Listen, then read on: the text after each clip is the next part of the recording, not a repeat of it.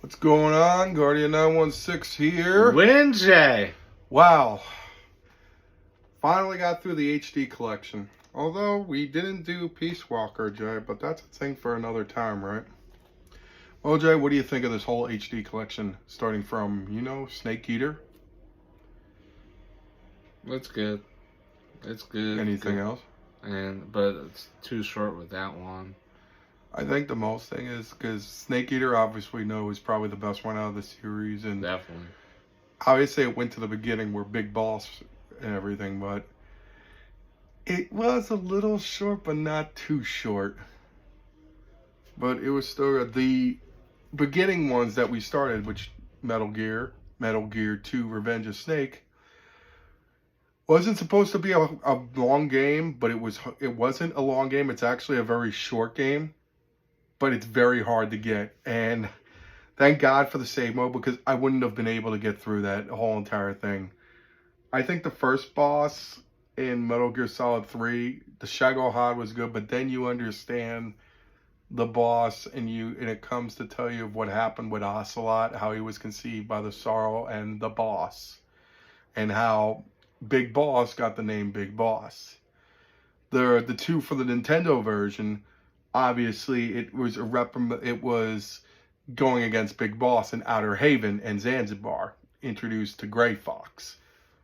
Then you see Metal Gear Solid, which is the one that we grew up with, and the one where everyone mostly knows about, ties into everything with Ocelot and everything, and then it goes to Metal Gear Solid 2 Sons of Liberty. So everything ties into place with Ocelot. He's a Spetsnaz. He was in number 3, and he went underground, but that doesn't conclude, because you have to remember Metal Gear 5, Ground Zero, and Phantom Pain. But that's another time to commit. As it goes for this, I give my rating for each and every one. Metal Gear Solid 3 being a solid 9. The Metal Gear 2 and Metal Gear 1, I'm going to give a solid 4.5, 4.5, which is fair, because it was the early stages. Metal Gear, obviously, is going to be a top 9. Metal Gear Solid, top 9. Same. And everything. Same with me.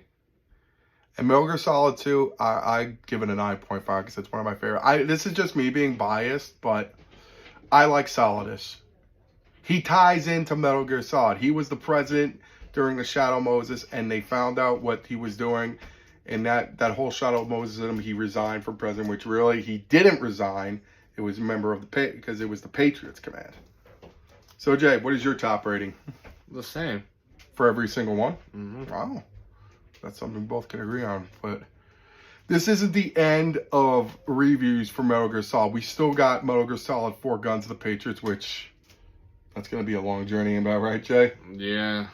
So much talking, so much dialect. We still got Peace Walker, which we have to do. Metal Gear Solid Rising, doing Raiden on this one. And we cannot forget Metal Gear Solid 5 Phantom Pain and Ground Zero. Didn't beat those two. I haven't even come to beating them either, so if we do that in the future, when we do that for another time, it's going to be like almost a blind run. But with that being said, now that we got through this, finally, without further delay, we are going to be doing this. This is going to be a 2-player, guys. And this one is going to be sort of retro. It's going to be cross between Nintendo. We're going to have basic categories are first. Our first arcade review we're going to do, plus more Nintendo for the NES and Sega Genesis. Wow. So it's going to be a combo, but this is going to be like a series again. So without further ado, I give to you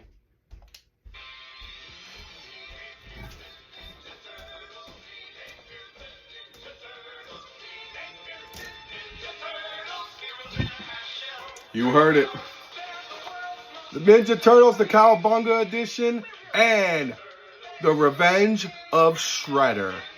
We're going to be doing this starting with the very first arcade on the Cowabunga edition, Ninja Turtles. So, without being said, I'm Guardian 916. Win, Jay. Saying what the Ninja Turtles always say. What does it say? Cowabunga. Do it, Cowabunga.